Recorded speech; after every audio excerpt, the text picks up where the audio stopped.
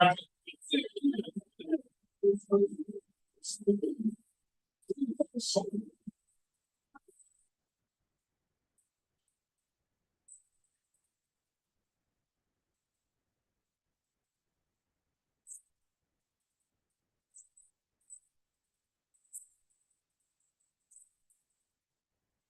room's not fixed yet, right?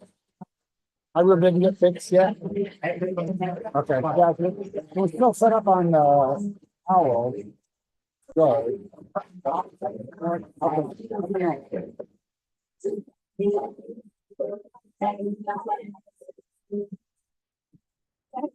You gotta go, and nobody knows where the rivers flow, and I call it home. And there's no more lies in the darkness is light.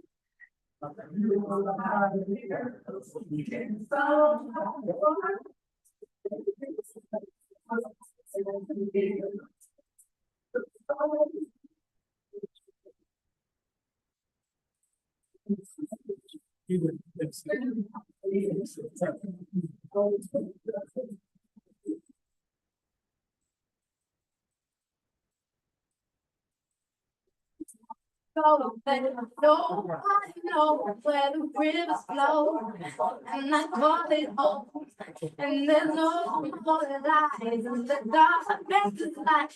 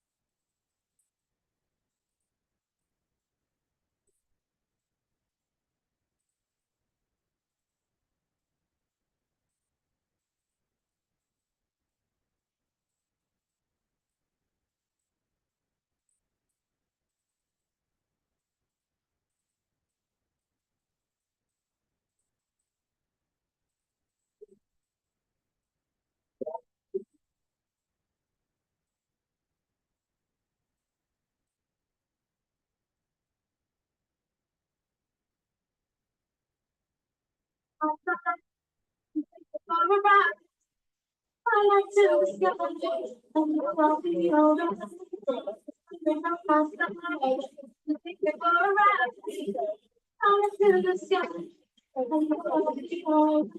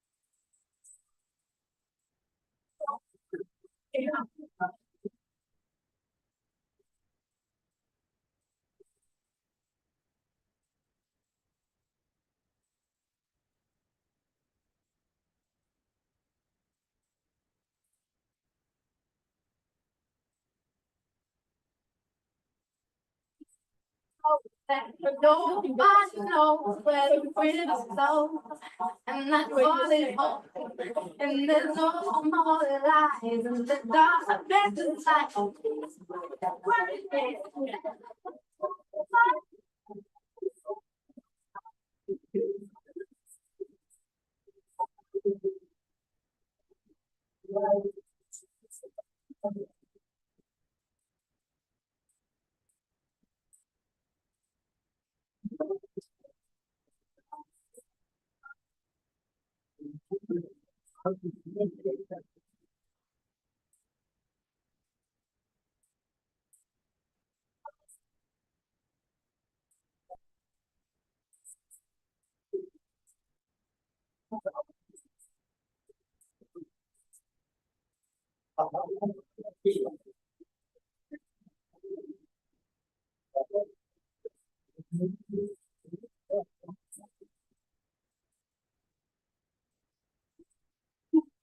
Go, then nobody knows where the rivers flow, and I call it home.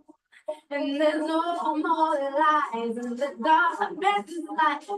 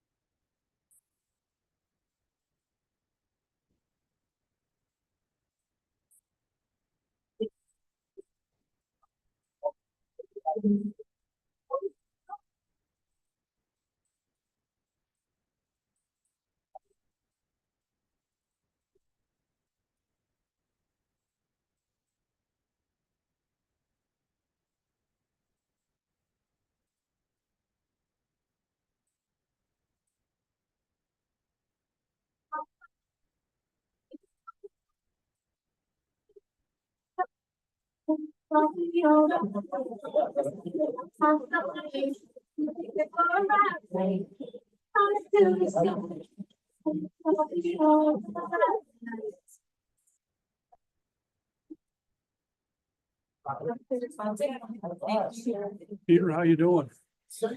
Good. Long time no see you. Doing well? Yeah. You're on the Wi-Fi here today. That girl family all good? Little ones doing good? Yeah. I got two grandbabies. There you go.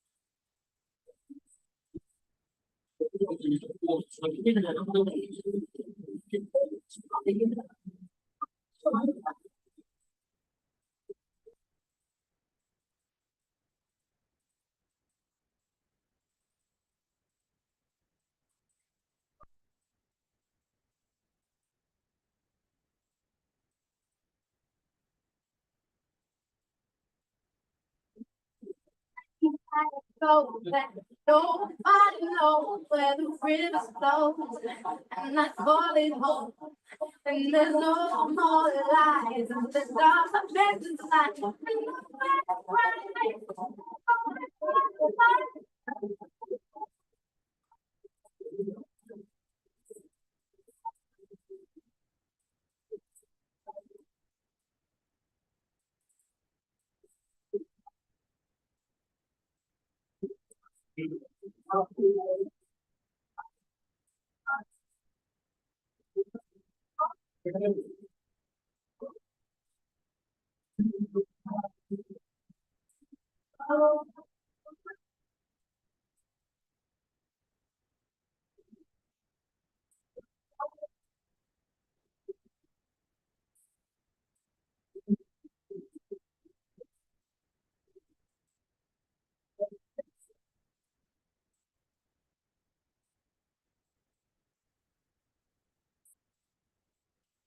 So that nobody knows where the river flows, and I call it home.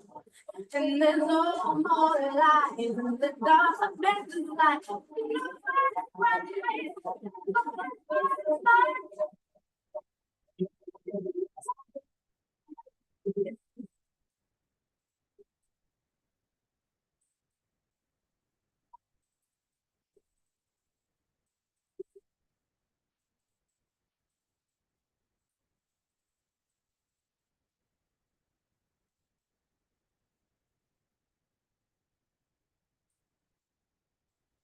Ladies and gentlemen, we're gonna be starting in a few minutes. I just want to remind everybody to put your phone on silent. And you can take pictures, just have your phones on silent. Thank you.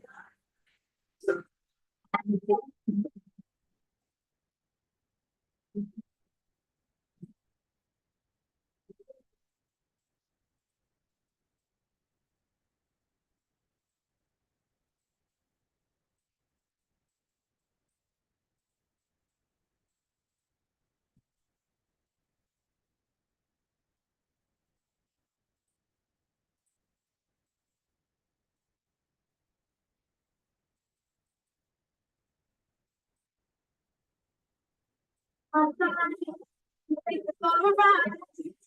I like to discover it, and I want to feel it. Sometimes I take it for a ride. I like to discover it, and I want to feel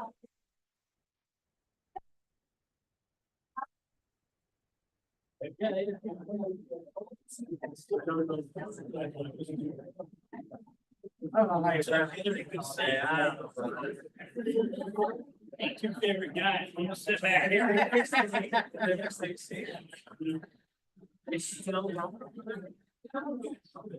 Just for us.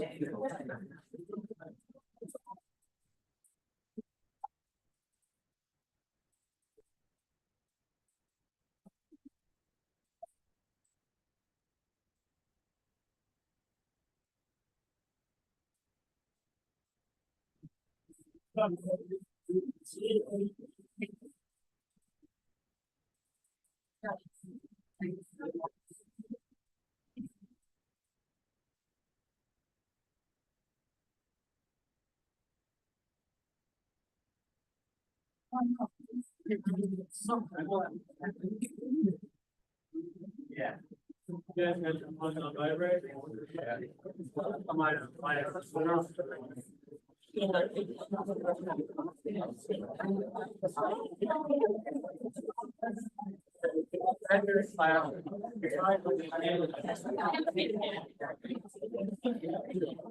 Yeah.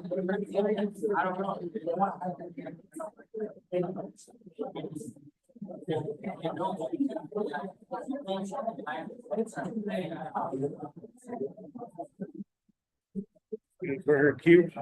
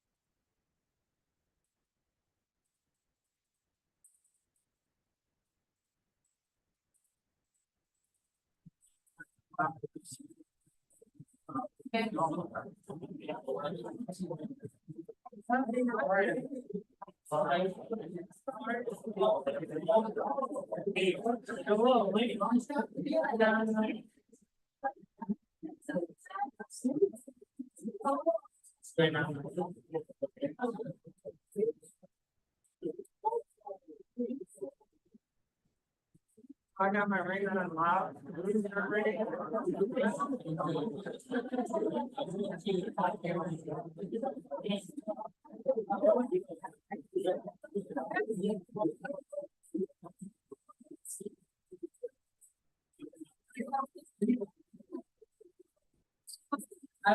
I know.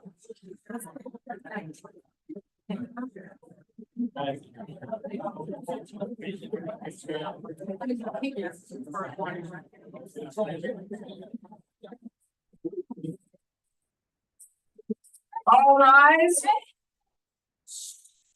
Please welcome the 2025 spring graduates, the drug court team, and the judges of the 16th Judicial Circuit.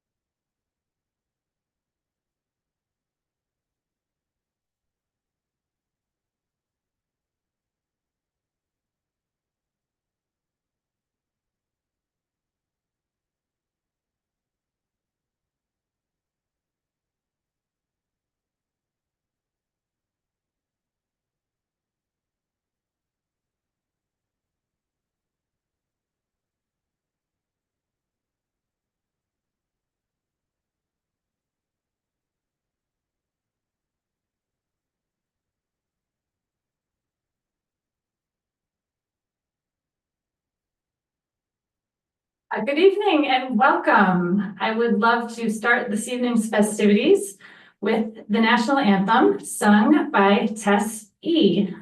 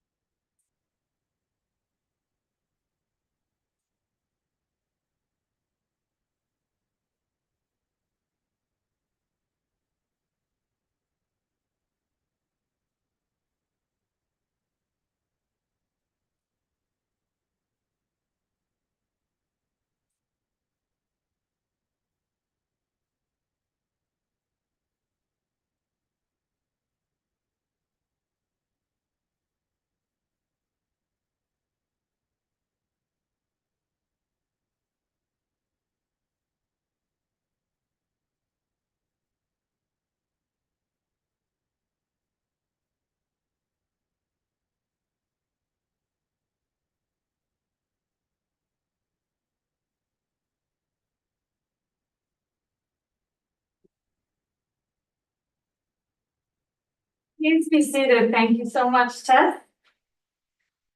Good evening. I am Christine Downs. I am the presiding judge for Drug Rehabilitation Court, Veterans Treatment Court, and Treatment Alternative Court. And I want to welcome you to this celebration of our graduates from Drug Rehabilitation Court. I realize in the past I haven't necessarily introduced them at the beginning, so I'm going to do that today. So I'm going to have them each wave to you. We have Reginardo. Gonna wave. Farland, Lucas, Dylan, Chris, Justin, and Keith.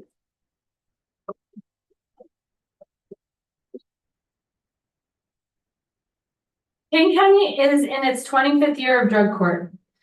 Drug court is one of 4 of our treatment courts, and I've named the 3. Our 4th one is DUI treatment court, and the presiding judge of DUI treatment court is Judge Renee Cruz. So he gets roped into sitting up here with me. Treatment courts are among the most studied judicial interventions in this country, and the bottom line is they work. The goal is to break the cycle between substance use and/or mental health with the criminal justice system. And this is accomplished with a highly structured, intensive team approach model. Intensive model, right? Every participant that enters into these courts have a high risk to reoffend and a high need for treatment. As each of these graduates can attest to, in order to be successful, they have to essentially give up what they have been doing and reinvent their whole lives. Many of the participants come in homeless or in custody, without driver's licenses, haven't had jobs, have lost their relationships with their family and their friends, and sometimes with only the clothes on their back. This is harder than prison. And they have to do what most of us probably would think we could never do. Inpatient, outpatient, I have to keep the list of all the acronyms: OP, aftercare, EMDR, DBT, PSR, MRT, individual treatment, PAPE. They have to test sometimes 3 or more times a week, coming all the way to the Judicial Center, to Elgin and Aurora. They start out going to court every single week. They have to contact their probation officers every single day. They have to do this often without driver's licenses, and they manage to make it work. They have meetings that they attend, support groups. They come to DRC Social Club, and they have jobs. They have to volunteer or go to school. And again, often without a car or transportation or things that many of us take for granted. For most of them, it means they have to cut people out of their lives. It means they have to recognize those who actually want to help them and those who stand in their way. It means facing emotions, trauma, and change without using substances to self-medicate. It means taking responsibility for themselves and taking responsibility for their actions, sometimes for the first time in their lives. It's hard. It's really hard, and it's rarely without setbacks. But it also means rebuilding lost relationships and making new ones, healthy ones. It means gaining confidence to do what maybe they never dreamt they could do. It means learning to dream of a future, having a plan for the future. It means living a life in recovery and a life outside of the criminal justice system. These 7 men worked incredibly hard to be here today. Incredibly hard. They have been subject to all of those obligations, and they've had to come to court and talk about it in front of other people. It's been very difficult. They have to give their lives over to drug court, and in exchange, we hope to give them their lives back. These changes do not happen overnight, and they don't happen in a vacuum. We have so much support for our program. And I want to acknowledge some people, and I realize that there's a sign-in sheet and I didn't get it before I came up here. So I know we have the support of state and local officials. I will tell you that Representative Lauren Underwood couldn't be here today, but she sent her congratulations to all of these incredible graduates. We have the county board. Maybe I just have who's here from the county board. We have a number of county board members here to support our mission, and we're so grateful, and they keep showing up. We have court services. Lisa Ost was unable to be here. Now I'm getting the list. Make sure I don't miss anyone. Lisa Ost was unable to be here. She's the executive director of court services, but Josh Osborne, supervisor, is here running around helping with a lot of things. We have the partnership with the King County Diagnostic Center and Dr. Sang, who I saw earlier. Okay, she escaped. Our partnership with law enforcement is really, really important, and we're very grateful to have Sheriff Ron Hain be a big supporter of our mission. And with that, we have 2 team members from the Sheriff's Office. One couldn't be here and the other I'll recognize later. But also, when we have a graduation, we let the arresting officers and the police departments know that someone who they had a contact with has changed their lives, and that they're in the community and they're doing their best to be solid citizens. So I'm very grateful to have Sergeant Arnold from the Collaborative Crisis Services Unit from the Elgin Police Department here to support our graduates. You got a round of applause. The King County State's Attorney, who and I will tell everyone, there's another event this evening that the judges have all been invited to take part of. So I know some of them will be leaving, and I believe that's where Miss Mosser is, but she is extremely supportive of this program. Public Defender's Office, Rochelle Conan is present on behalf of the Public Defender's Office. We certainly couldn't do this without them. The Kane County Specialty Courts Foundation. Now, taxpayer dollars pay for the criminal justice system, but because this is a model that involves incentives and learning to socialize, it's really important that we're able to offer those kinds of programs. Most of the folks in this program haven't socialized without drugs and alcohol since probably a kid's birthday party, and some not even then. So to be able to provide those kind of opportunities is a tremendous gift. And for that, we have the Kane County Specialty Courts Foundation. Dennis Carr is present. And Michelle, I thought Michelle Gomes was here, but maybe not. Alora and Jeff Jeffco and Randy Roosh are also present, along with Lauren and Pat Golden. So we are so grateful for everything that they do to provide resources so we can have well-rounded programs and we can make sure that we are giving opportunities for all of these participants and graduates.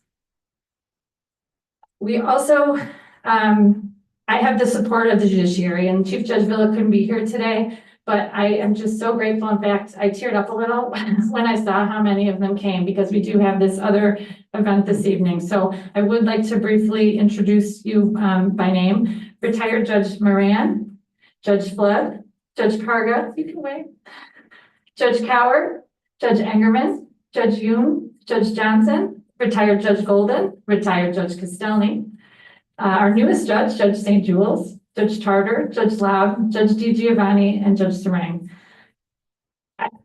The two of us couldn't do it without them. We need the other judges to support the program, to send people to our programs, to recognize how important it all is. So I really appreciate you all being here and showing up for the community.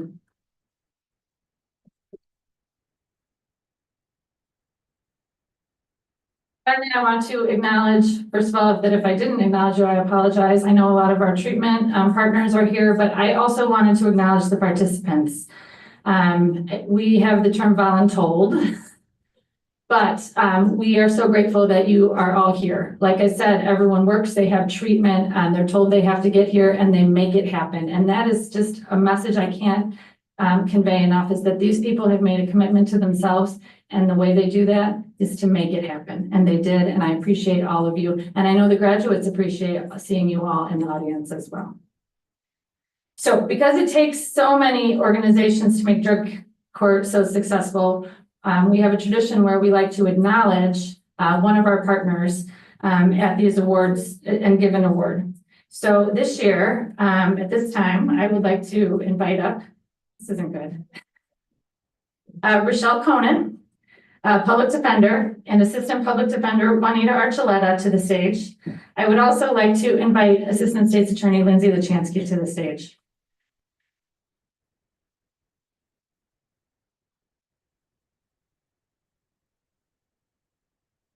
In March of 2020, you may remember a huge event that changed the court system forever. You might be thinking that's COVID, but actually it was the appointment of Rochelle Conan as Public Defender for the County of Kane.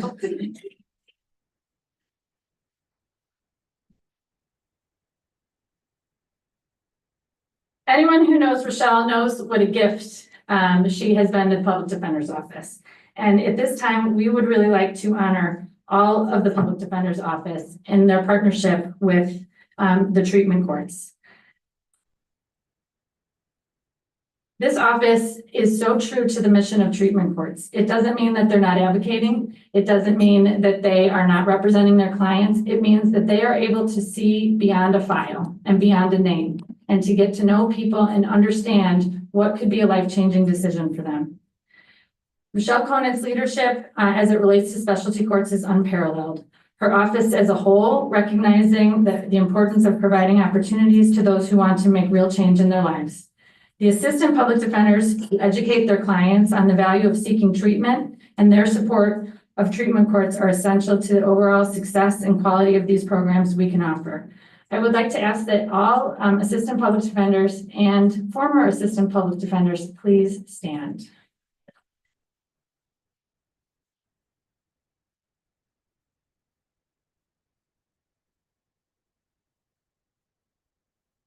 These folks are unsung heroes of our justice system, overworked and underpaid, and they do a tremendous, tremendous job for their clients.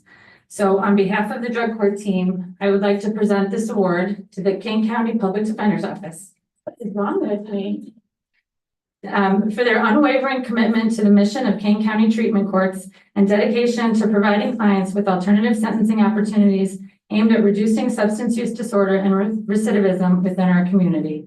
Presented the 7th day of May, 2025.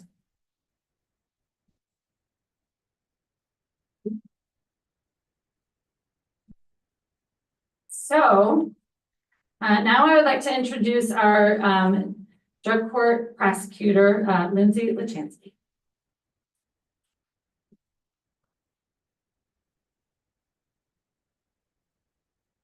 Hello.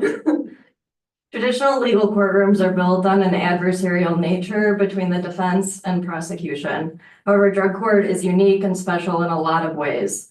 One of the unique features of drug court is the drug court team, which includes the public defender's office and the state's attorney's office. The team collaborates and works together to provide treatment to each participant.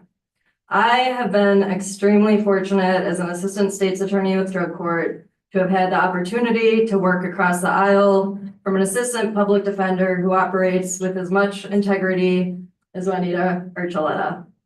For those of you who don't know Juanita, she is the assistant public defender for drug court, but she has also served on the treatment alternative court team, veterans court team, and DUI court team. Juanita is not just an attorney. Although she never leaves her role as legal counsel, she fills a lot of other roles in her drug court position. She's an advocate, she is a problem solver, a defender of her client's constitutional rights, and she is a negotiator. She is a very calm voice on the turbulent days that comes with the twists and turns of a typical drug court week. She is great under pressure. She is very empathetic, and I know she truly believes in the mission of drug court. At drug court function, she is a face painter and a cookie decorator. And as a former drug court graduate said, during his spring 2023 drug court graduation, Juanita is the voice of reason in the courtroom for her clients. She is their voice at sanction hearings and at sentencing hearings. She's the translator of the law for her clients, and she's also a translator between her clients and the teams at staffing. Unfortunately, she also gets to be the bearer of bad news. She is often the first team member to tell a client that termination is being considered or that a jail sanction has been requested. And I know that the team sees her advocate for clients at staffing, and I know that her clients and the team see her advocate for clients in court. But I personally have seen all of the advocating that she does behind the scenes, the advocating that people don't see. All of the many emails that she will send to me when termination is being discussed, how she will reach out to various team members, the treatment coordinator, treatment providers, and her client's probation officer to compile extensive mitigation letters.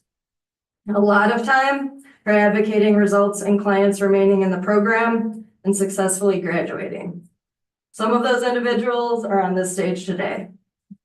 Perhaps the most difficult feature of her job in drug court is having to walk a tightrope of advocating her clients' rights while balancing their treatment recommendations and needs. And I have seen her do this effortlessly.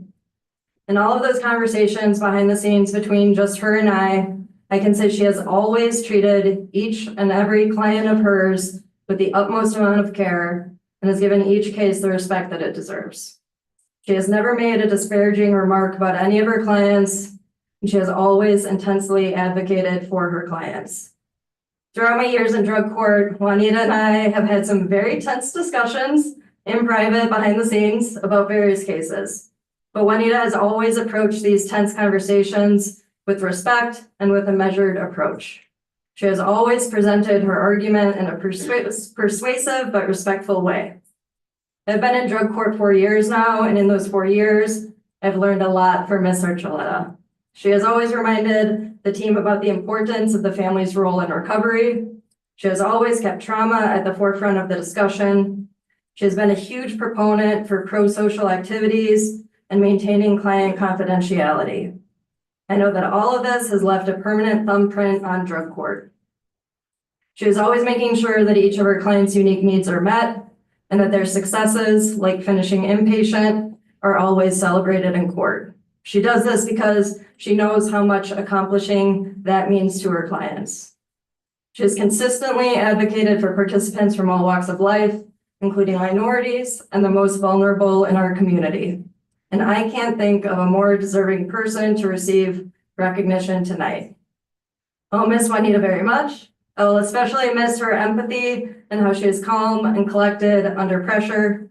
She has made me a better treatment court prosecutor because of how she approaches each of her cases.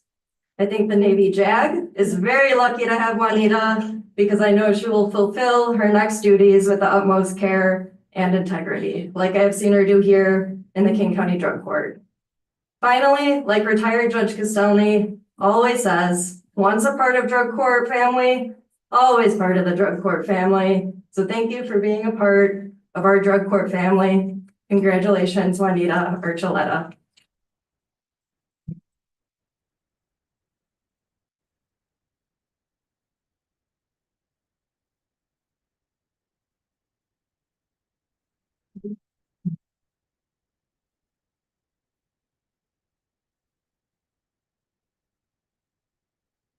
So in recognition of your unwavering dedication to advocating for the indigent in Kane County and your steadfast commitment to the mission of treatment courts as you embark upon your new career in the United States Navy Judge Advocate General's Court, presented the 7th day of May, 2025.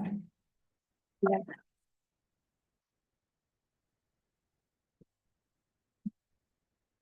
Thank you. This hearing Lindsay's speech was really a surprise. I didn't know what was going on for a second. But I have to say, every time I attend a drug court graduation, one of my favorite parts is listening to the graduates give shout outs and talk about some of their favorite memories. And so I am going to take this opportunity to do the same. I am going to give a shout out to Judge Castelny. When I applied for JAG during my interview, one of the questions was name someone whose leadership style you admire and why. And this was one of the easiest questions for me to answer. I immediately said, well, I've been practicing in front of Judge Castelny for about 10 years, and she treats everyone with respect and civility. She holds people accountable, and she does it in a way that's empathetic and kind. I still to this day quote many Judge Castelnyisms to my kids. So you can ask them about it if you happen to see them. But being in her courtroom was like being in a master class, and I'm so appreciative of everything I learned from her. Shout out to Assistant State's Attorney Lindsay Lachansky. And I really didn't know she was going to give a speech about me tonight, but I am really grateful for how much she works behind the scenes. She does all she can outside the courtroom to learn about best practices so she could be good in her role, but she's constantly asking, how can we improve the program? What can we do to better serve our participants? And seeing her work so hard really encouraged me to do the same so I could be a better attorney for my clients.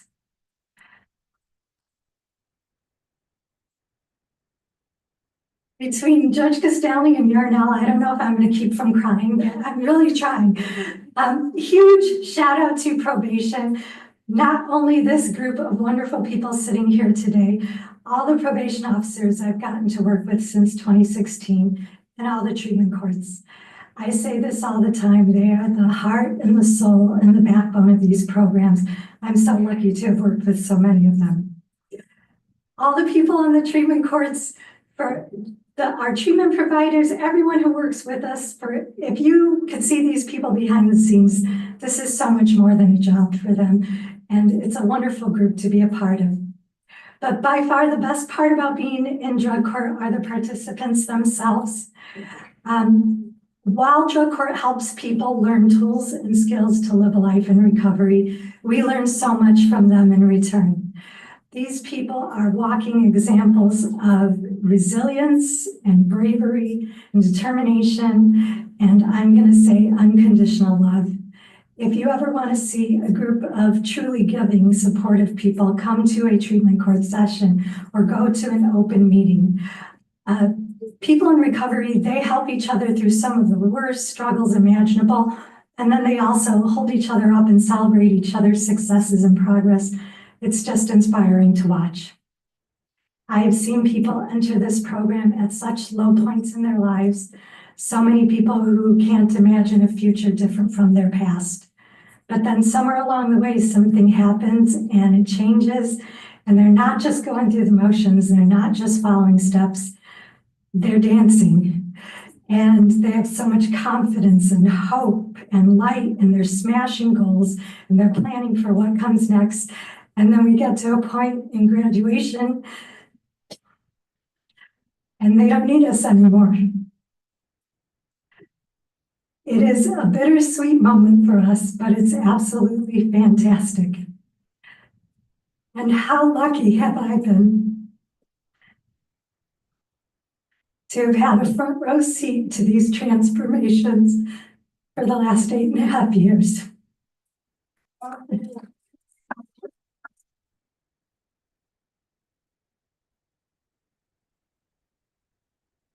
I thank you for this acknowledgement, but for everything I've learned, for every person I've met, for every client, it has been my privilege to represent. I'm just so grateful.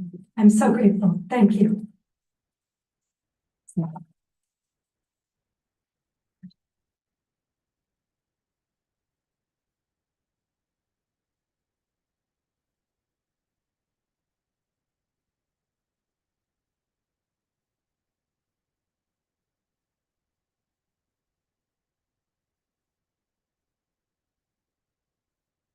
So we can get to the heart of the matter. I think Ms. Archuleta summed up so much of what I was going to say that I'm going to scratch a lot of my notes. So that's good for everyone. I do want to let people know that, as I said, our judges have some another judge obligation this evening. So if you see them up and leaving, it's not because they don't want to celebrate. It's because we're pulled in a lot of directions. We are so fortunate today to have 3 graduates who are going to share at least a very small part of their story with us today. And then we wanted to make sure that you could hear from everyone a little bit in their own words. So first, I would like to invite Reginardo A. to come up and give us a few words.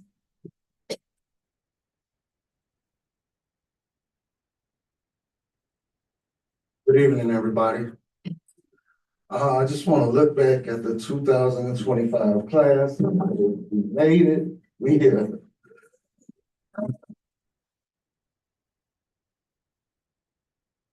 As I think about this moment right now, this experience that I'm experiencing, along with my other classmates, if anyone has ever seen the movie The Pursuit of Happiness with Will Smith, the part where he got hired at the brokerage firm and he ran from the brokerage firm all the way to the daycare to hug his son, and his son asked him, "Why is he crying?" That was a moment of true joy and happiness. And that's kind of like how I feel right now, but I'm not going to shed the tears. But that's like the feeling that I'm feeling. Before I begin on, I would like to give a special thanks to all the members in drug court and the staff that made this possible for me and made me to the person who I am today. I also would like to give thanks to the judge that came before Judge Downs. A special honor because she allowed me to enroll in school. Also, I would like to give a thanks to 2 of my clinical social workers. One is Brianna, she's with the Edgar Center. I don't see her. Okay, there she is. And the next one is Latrenda. I'm not too for sure if she's here today, but I would like to give a special thanks to those people. Early on when I began in the program, I didn't know what to expect, but I knew it was time for a change, just basically from the lifestyle that I had been living before. When I was doing my evaluation with the supervisor of the program, Mike Roman, I asked him, I said, "How do you know that this program will work?" He simply replied to me that I've been doing this for X amount of years. Statistics shows that this program works. And I've seen this program work for many others like you in your situation. So the next day, I got a phone call from Mr. Roman. He told me I was accepted into the program. Now, my first 6 months was very difficult. I didn't understand why it took so long for marijuana to leave my system. I even made it a point to go to a few doctors, and only to find out, because I was a heavy smoker, it may take up to 6 months for the marijuana to leave my system. So here I am in court, getting sanctioned, literally arguing with the judge, trying to plead my case, saying that I was not smoking. And then it came to a point where I was almost held in contempt of court. So the next time I came to court, a week later, the judge told me she understands. At that time, it felt like it was a ton of bricks taken off my shoulder. I thought to myself, wow, what a relief. She finally understands. So I continued on with the program, and I made it my point to get educated about narcotics and alcohol and how it worked. I was a determined soul. I was so determined, I took it a step further, and I enrolled in the college at ECC to further my education with the CRSS program, Certified Recovery Support Specialist, which currently I'm doing my internship with Kenneth Young right now in Mount Prospect as a CRSS working in the mental health department. In 2024, I spent a short amount of time working at Serenity House. It was there where I gained another certification, which allowed me to work in the emergency room as a CRSS. Right now, today, I'm in the business of helping people using a strength-based approach, focusing on an individual's strengths instead of their weaknesses. Now, remember, I wasn't always this way. But with the help of family and a new set of friends, and with the DRC program and staff members, my life has been completely changed forever. What the program taught me is perseverance, being able to push through the things that I thought I couldn't push through, being able to make a difference in someone's life, always to remain positive no matter how the situation looked. What is integrity? Well, integrity to me is doing the right thing even when no one else is looking. These are some of the things that have shaped my life and made me into the individual that I am today. And for that, I will always remain grateful and humble. Now, before I leave, I would like to give another special thanks. This person is not a part of drug court, but in a way, they are a part of drug court. That's the bailiff, Mr. King. He had a way with words.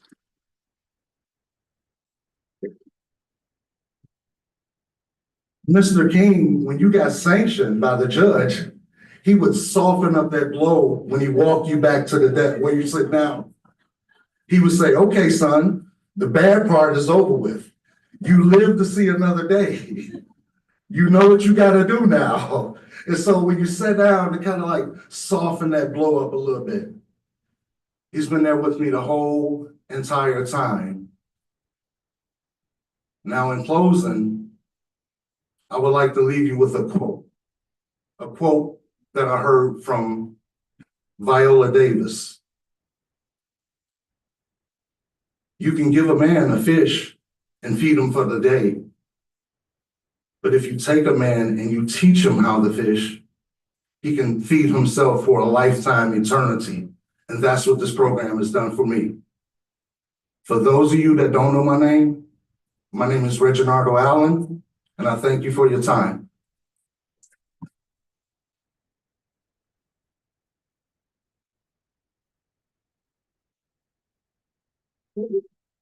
All right, Harlan.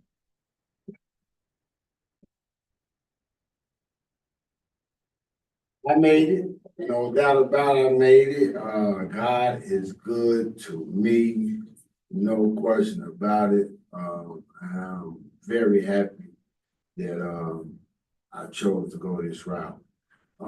I see somebody that I haven't really saw since this actually happened in 2021. Lucy from Gateway. Thank you. Thank you for helping me, turn the ship around. It's been a long time. And, this should be no surprise to nobody, but, Alicia, Miss Alicia, on the telephone. I can still dream those words. Are you done yet? This is what she said to me.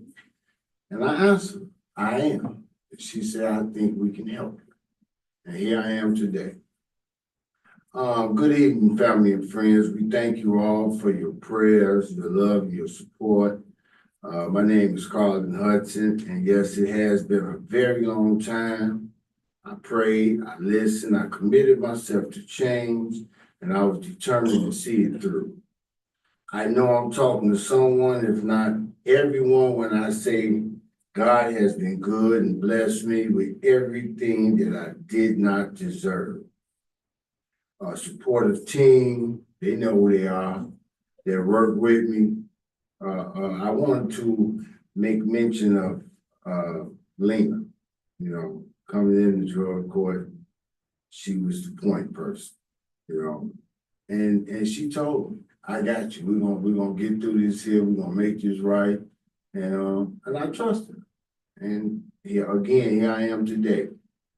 I've been surrounded with some like-minded individuals that seek change, as I am, and two programs, Gateway and Serenity House. All they asked was for me to be accountable and responsible. And to me, that meant face it, deal with it, move on. I get that it's easier said than done, but the opportunity was given to me and I took full advantage of it. I was struggling with this addiction to heroin, losing very bad every time. No God, no program, just me. And the only thing changed was my address. It's the only thing that changed. I struggled with it. I overcame it. I came to Serenity House where I met a guy by the name of Sam. He chairs the AA meeting on Friday. I think he thought it was going to be a challenge too to be my sponsor, but I asked him, you know, would you sponsor me? And he said, are you willing to do the work? And of course I was. And here it is today. My extended stay at Serenity House has really kept me grounded.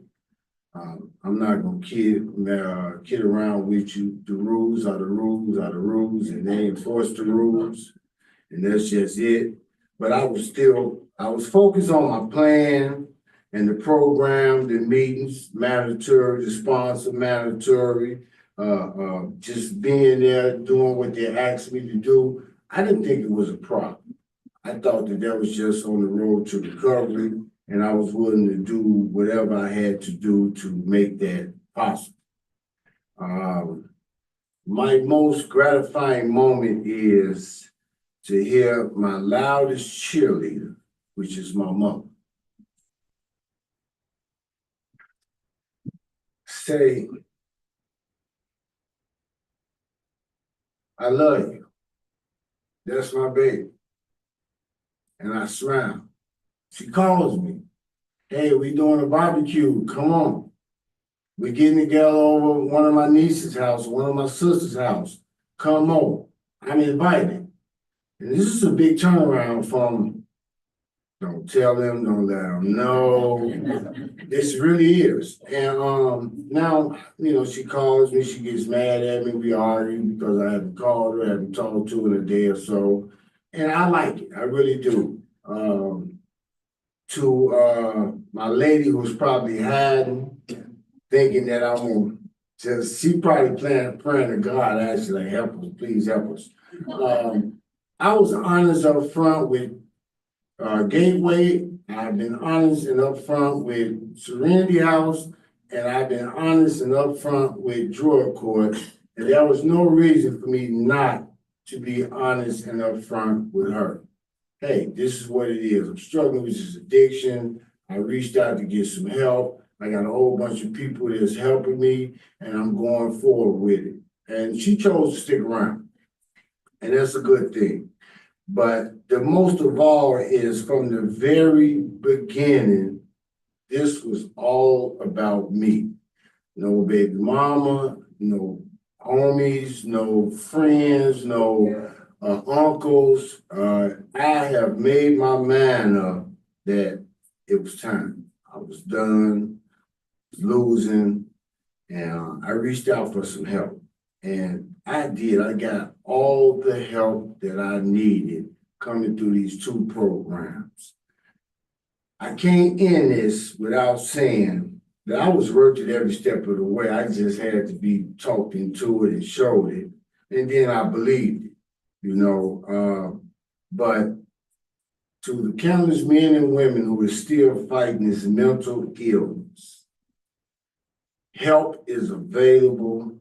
All you have to do is reach out, make your mind up. I chose to live, and so should you. Thank you.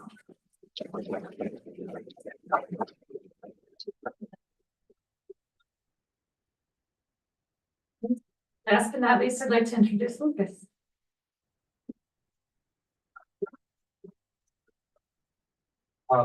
I thought we were supposed to give last names, right? My name is Łukasz, but most of you know me as Luke. My drug of choice was heroin. The year and a half before drug court, I caught a theft case, which I didn't understand for a while, why I did what I did. Addictions come in many forms, and being the thief, robber, AKA Jack Boy, better known as criminal, was my biggest addiction. I remember when I made that call from Elgin PD, it was a really embarrassing phone call to my mother to tell her once again I got caught with my hands in the cookie jar. Once I hung up the phone, I started preparing myself mentally for another prison bid. Next morning was bond call, and the judge gave me an I bond even after the state required or requested a $40,000 bond. I got overwhelmed. A tear rushed down my cheek. The judge asked, "Are you all right?" I said, "Yeah, like hell yeah, I've never gotten an I bond before." Being released on I bond just fueled my addiction into my criminal behavior even more without even realizing it. Prior to my arrest, me and my brother opened up our own business. It was all right in the beginning. Once I realized he was getting high, the business started to fall apart. Not too longer after, I received a call that no parent wants, and that was my daughter being harmed. A couple weeks later, I threw away 5 years of sobriety, became a part-time criminal with no hope of a good look at life. I was offered 5 years, which I thought was a good deal in my eyes, because that's what I received on my last term. Then I was offered 3 years, and I was going to sign on my next court date. And on the next court date, I was offered drug court. I really didn't understand what that meant or looked like. What I did understand is if I took the 3, I would be home in 18 months or less and off parole a year later. I decided to try something new, which turned out to be the same amount of time, but with a lot more work behind it.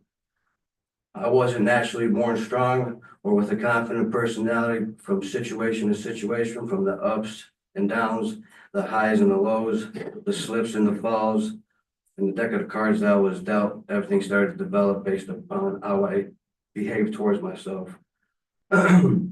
Step by step, I am building something about myself, my life, my character, my personality that will give me a stronger foundation to tackle everything in this life will throw at me. Every time I face a new challenge, it only tells me once again I have a chance to grow.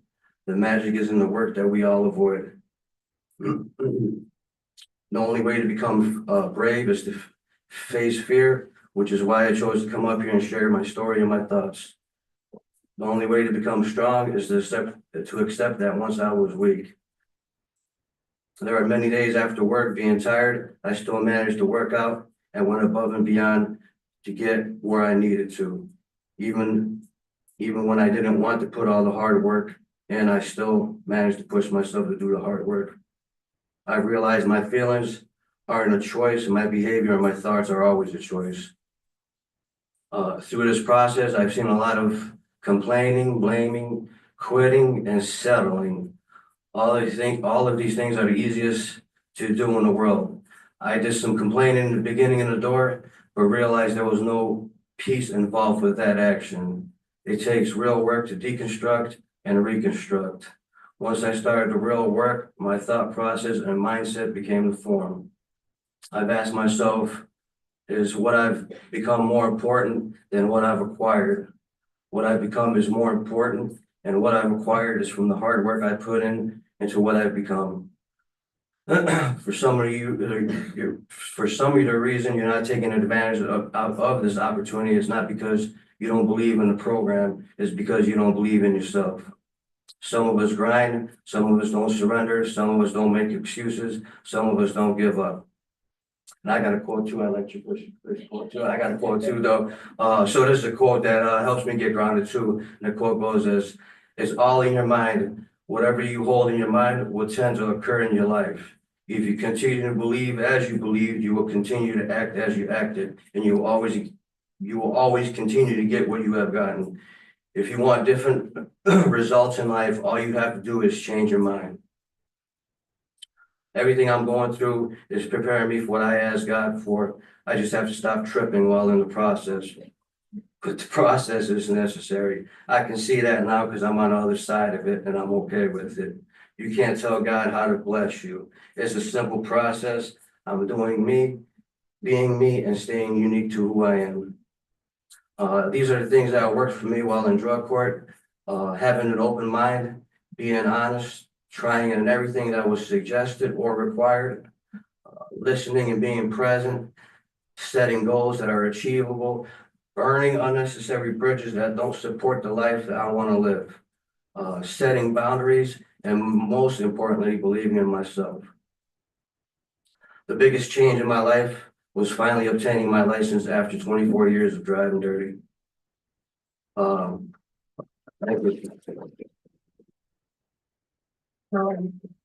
Another change was going to church and having a relationship with God, which gives me hope and faith in life.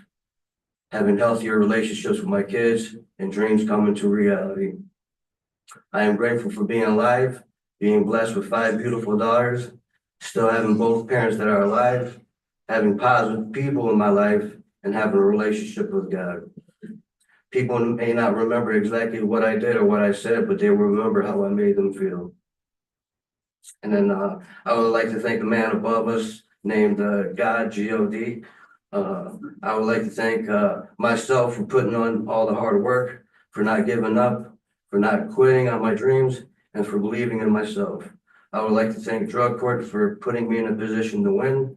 I would like to thank all the POs for the advice and listening to my BS in the hallways. I would like to thank my sponsor for leading the way to my spiritual relationship with God. And then I would like to thank also Serenity House, all the counselors, and all the recovery coaches. And I would like to thank all the ones who just listened to my story and my thoughts.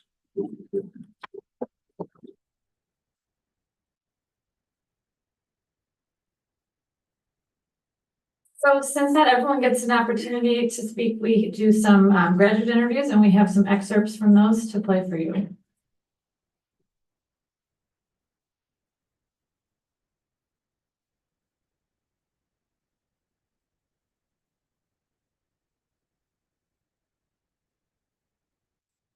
Helpless, to take care of myself, 2 small tasks, and I was dying.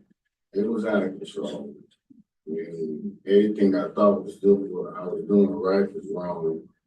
I was in pretty bad shape. Trust with no outlook in life. I was a very argumentative person.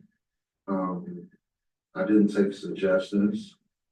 And then sometimes I could be very mean. The picnic in 2024, being outside with everyone and having a lot of fun, just sober. I was speaking at Stepping Stones Treatment Center, and after I had delivered my message, I could tell that I had made an impact in the crowd. I phased out to phase 5 and completed MRT and got my certificates and got applauded for finishing my fines and becoming eligible for graduation because I had never thought I'd be able to complete this. Making it to graduation. This year around for the alumni club, we did something different. Usually, we held the alumni club.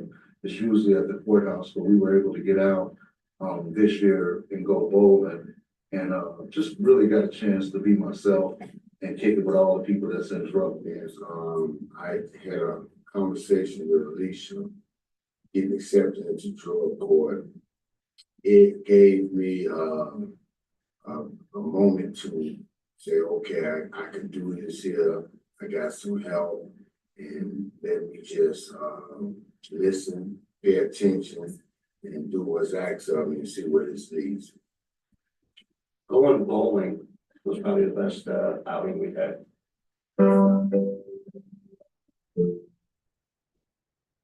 I was able to write a book, while in the drug court, and it's on all major platforms. The name of the book is called The Art of Home Recording. Another accomplishment that I did while in drug court, I was able to go to school and earn my CRSS certification. Not only that, I was also able to earn another certification, which allowed me to work in the hospitals too as well. Regaining my license and purchasing my own vehicles, being able to get some financial stability. And in addition to that, holding my job the longest I've had it. I've been there almost 3 years. Study residency, going on 3 years, hold the job down, stay job, going on 3 years, and rebuild relationships with family and friends. So obtaining my driver's license, getting a pickup truck, maintaining a healthy relationship with my kids, family. I was able to get my CDLA license, and I now have a relationship with my friends and family that has depth, weight, and me.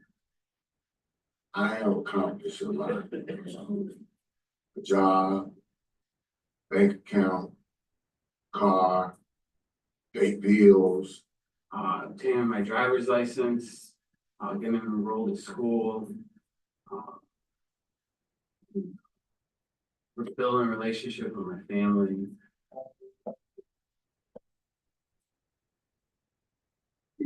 Continue the path that I'm going and not look back. And further my education. Lay out business plans to make some of my own companies, start investing more, and start to travel around a little bit. Complete a CRSS program. I'm gonna get my CADC. Continue to learn CNC machining. And, get my own apartment. Get a vehicle. I've been in a lot of addict shoes before, so if I could get somebody to be in the shoes I'm in now, would be a great thing to do. Is being able to work in a drug treatment facility. Right now, I'm doing an intern at Kenneth Young Center. But once I'm done with that intern, I'll be able to work in a drug treatment facility. And another thing that I would like to complete is being able to go back to school and obtain my CADC. Accept the help other people are trying to give you. Although people get on your back or nudge you constantly, doesn't mean that they're out to get you. They likely just have your best interests and want to see you succeed. Hang in there. It's not an easy program. But you can obtain and accomplish a lot of goals in the program. Just listen to the suggestions of drug court staff. They have our best interests. Don't give up. We got to have a made-up mind. I know our mothers be wanting us to get clean, our baby mamas hoping and praying that we get clean, our friends, even people that don't know you, they see you and be like, this boy needs to get some help, or this lady needs to get some help. You truly have to have a made up mind in order for this to be a success. The faster you can take my way out of your situation, the better results you will have. Stop complaining, blaming, quitting, and settling, and believing in yourself. I want you to remember this, that recovery can be challenging sometimes and it can be unpredictable. Not only that, but recovery requires an immense amount of strength and courage. And know that in recovery that sometimes you're gonna have setbacks because that's just part of the process. Thank you, everybody, for coming and seeing my graduation this evening. I'm Nina Fisher. I am the drug court coordinator. I just want to say that it was an honor having done these interviews with everybody and hearing all the things that they have accomplished. This is my amazing team, and we all just wanted to tell everybody, congratulations.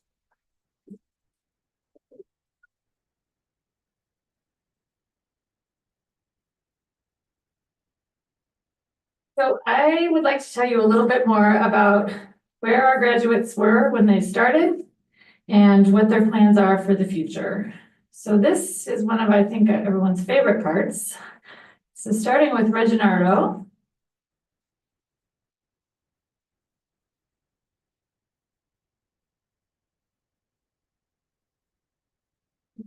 There he is. Reginardo had an unstable childhood based in part on his parents' substance use. In spite of that, he graduated from high school and went to college with an academic scholarship. But he didn't finish school and started on his journey through the criminal justice system, in and out of the Illinois Department of Corrections, without ever addressing the real root of the problem, his substance use disorder. Reginardo was ready to address all of it, but it was still a rough road in the beginning, as he told you. And we all know that saying you want to change and actually doing the work are two different things. As you've already heard, he's accomplished so much in this program. He has voluntarily continued treatment to make the most of his opportunities.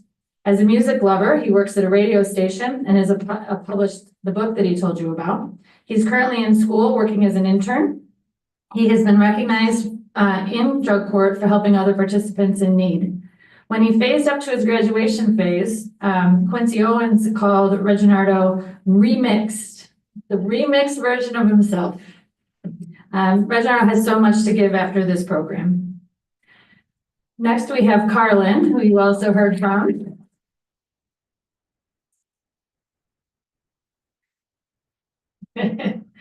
Prior to drug court, Carlin had never been on probation. Let that sink in. He had gone straight to the OC, including as a juvenile. He had spent most of his adult life incarcerated. He was raised in a household with substance use disorder and started his own substance use at an early age. And by the time he was out for drug court, he was 51 years old, using cocaine and heroin regularly, tired of running the streets. His health was poor. He didn't want to go back to prison and start that cycle all over again. He had no idea what his future could possibly be. He told us that 100% of his friends at that time were drug users, and he knew he had to change. Carlin absolutely threw himself into this program, and not only helped himself, he helped others in the program in many ways as well. He is extremely proud of making lasting change and is proud of himself for handling his obligations, like being a responsible adult, paying bills, having the same job for over 3 years, including paying restitution for some of the charges he came in with. He has real friends, and his friends are like-minded in recovery. His relationships with his family are getting better and better. He is a steady force. I know he can continue that for himself and for others.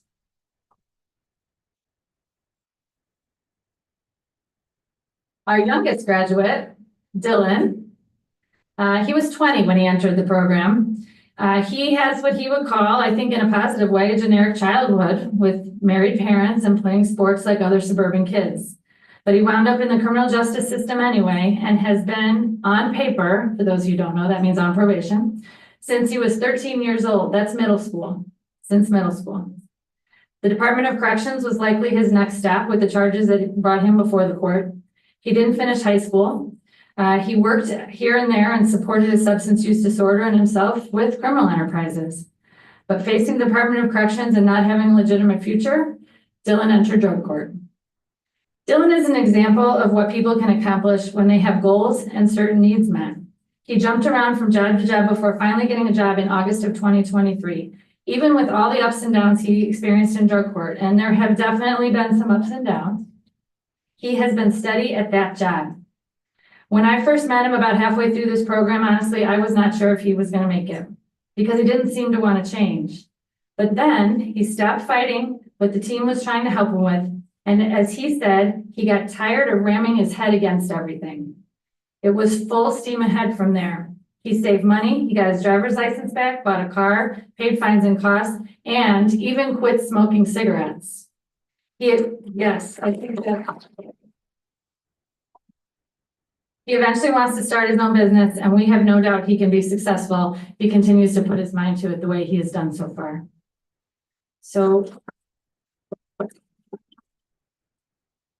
Lucas, who you heard from, age 13 was significant for Lucas too, because that's when he first started his criminal career. He says that was the first time he committed crime with his brother. And by the time he decided to change his life, he had been using THC, alcohol, and cocaine, eventually becoming a daily heroin user. He had very little time in his life that he wasn't in prison, on parole, or on probation. He did try at one time to reduce his own heroin use, but it wasn't enough. And being charged in this case and being given the opportunity for drug court was clearly a turning point in Lucas's life. He made up his mind and went through this program sanction-free.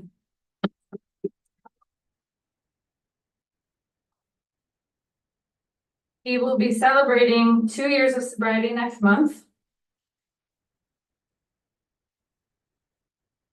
He is an extremely gifted artist and is a tattoo apprentice. He has had the same job for most of the time he's been in drug court. As he told you, has his driver's license back after not having one for 23 years. He is motivated, steady, and grateful. He obviously has a positive effect on all of those around him. He is extremely insightful and inspiring. He has so many quotes that I wrote down that he says in court, but the one that really resonates with me, because I think it applies to everyone, is that you can't be motivated every day, but discipline keeps you going on the days you can. He will continue to inspire others as he has been named senior resident at Serenity House.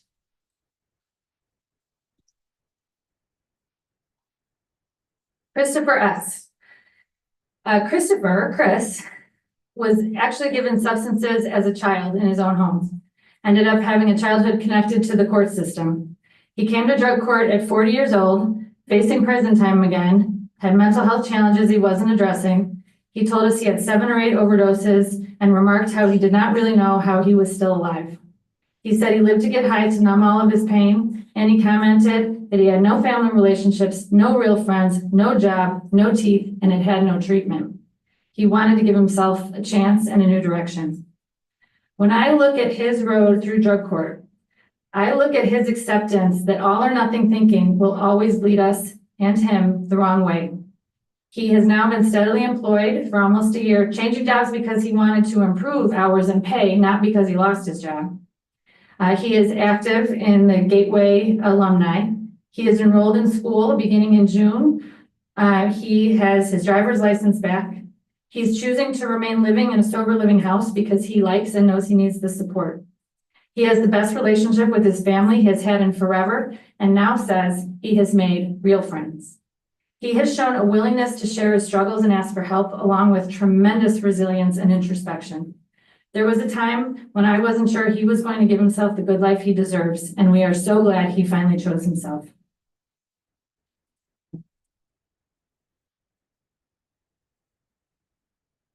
Justin S. The way Justin was living prior to coming to drug court had caused his physical health to deteriorate, and I think that is an understatement. He had a 25-year-long addiction to heroin, even using it while on methadone. He had made some futile attempts at recovery in the past, but recognized that drug court was what was needed to keep him not only out of prison, but to literally save his life, and to also be there for his family, especially his children. Justin is now what I like to call a soccer dad, cheering for his kids from the sidelines. He rightfully sees the potential of his life after drug rehabilitation court. He regularly speaks at substance use rehabilitation facilities to share his story and inspire others. He got his CDL in early 2024, and he has many ideas about what he wants his next career moves to be. He let other people help him, and his much better physical health, work support his family. I actually believe he has a gift for customer service after running into him at Home Depot once and seeing him interact with the customer. Justin says his newfound life that he has chosen has brought him peace, something he had never had in his entire life. We cannot wait to see what he does next.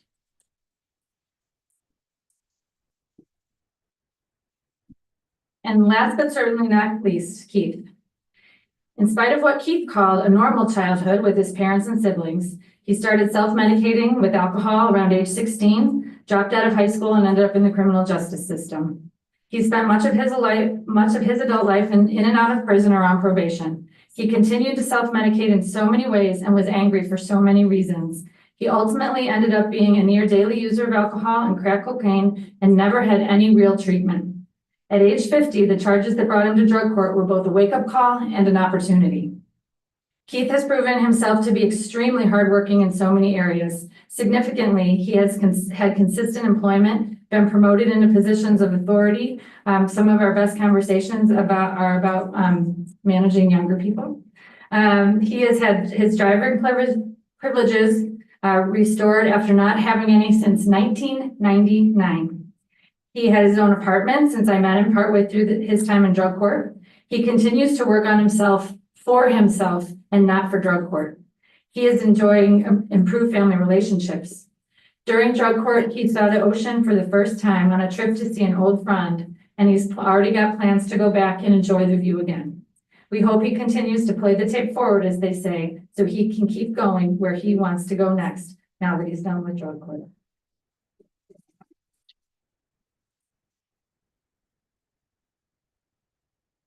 The graduates on this stage were facing significant prison time when they came into drug court.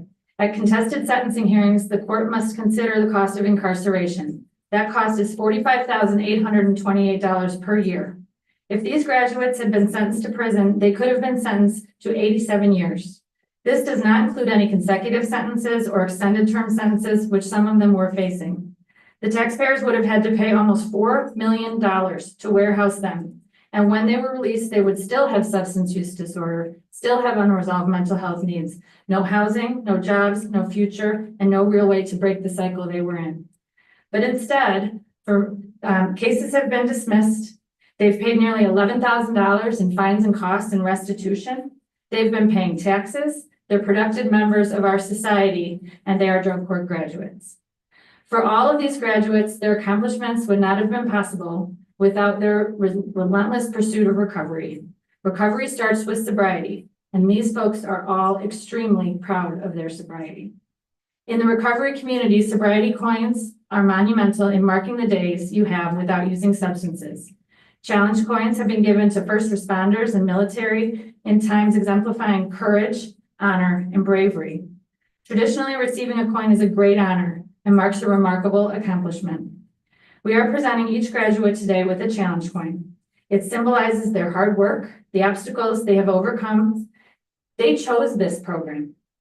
They chose it. A judge can't order them to do it. They chose it. They never gave up. This coin will serve as a reminder that you can do anything, that we are always here for you. And as the coin says, no matter where you are in your recovery journey today, don't give up.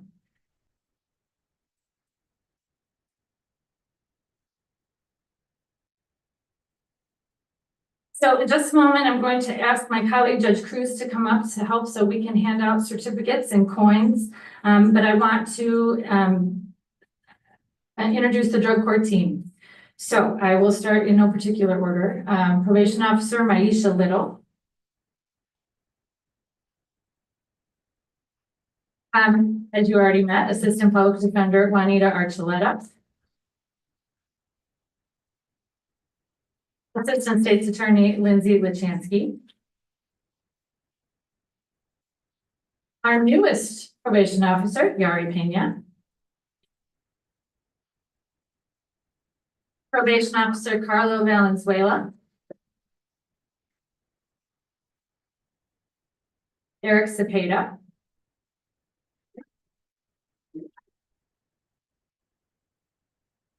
We have our job czar over here, Judy Dawson from the Kane County Sheriff's Office.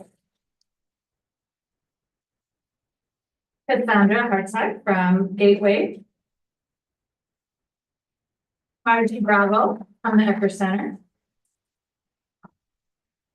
Supervisor Lindsay Owens. Supervisor Sam Spooner. And I am very grateful to Reginardo for stealing my speech. Yarnell, we all feel the same way as Reginardo. Reginardo, come on up. And last but not least, our drug court coordinator, Lena Fisher. We are so happy that Lena came to her senses and came back to drug court in this capacity. We're so grateful to have her. So, Judge Cruz.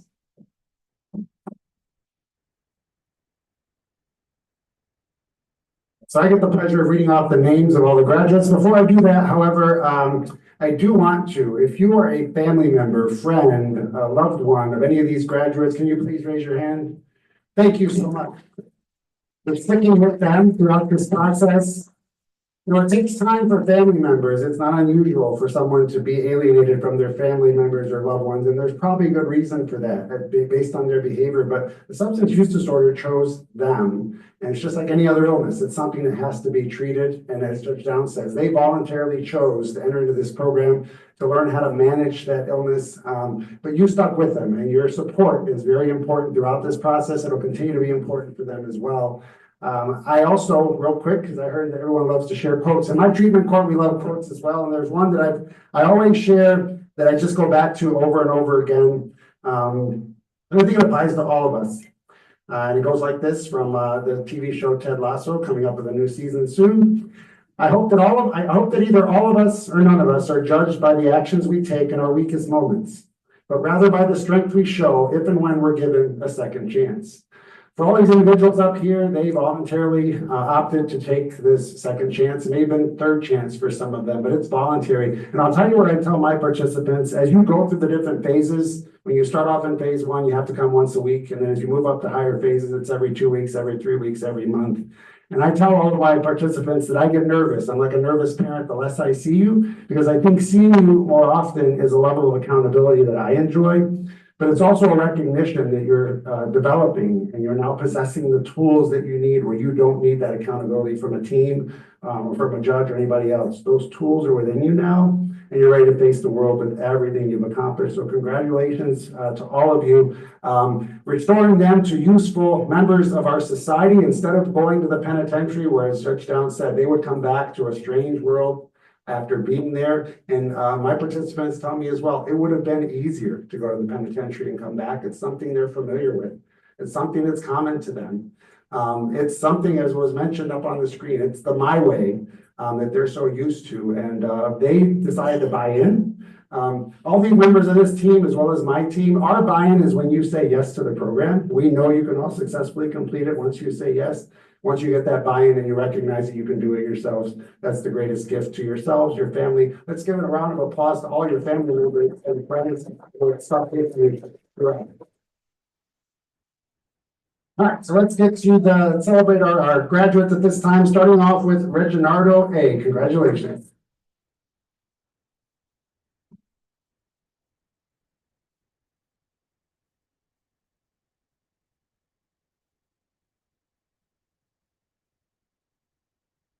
Harlan H.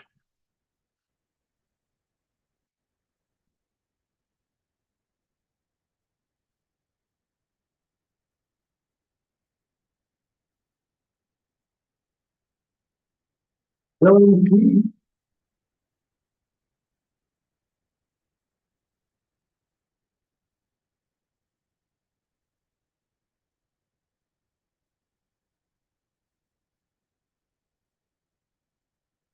Speed.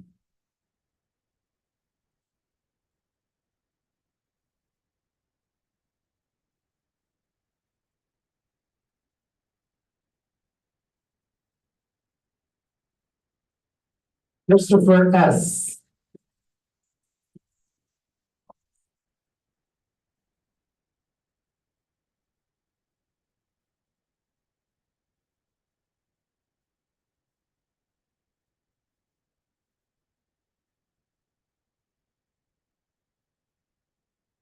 Justin S.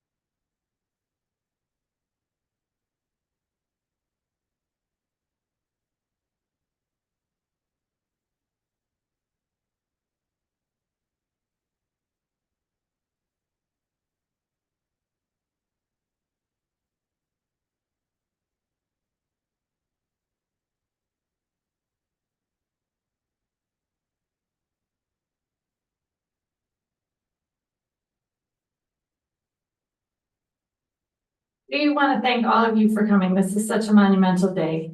We hope that those of you who are going through it are inspired. You can do this. We know you can. We really, really do want to thank the families for sticking with them.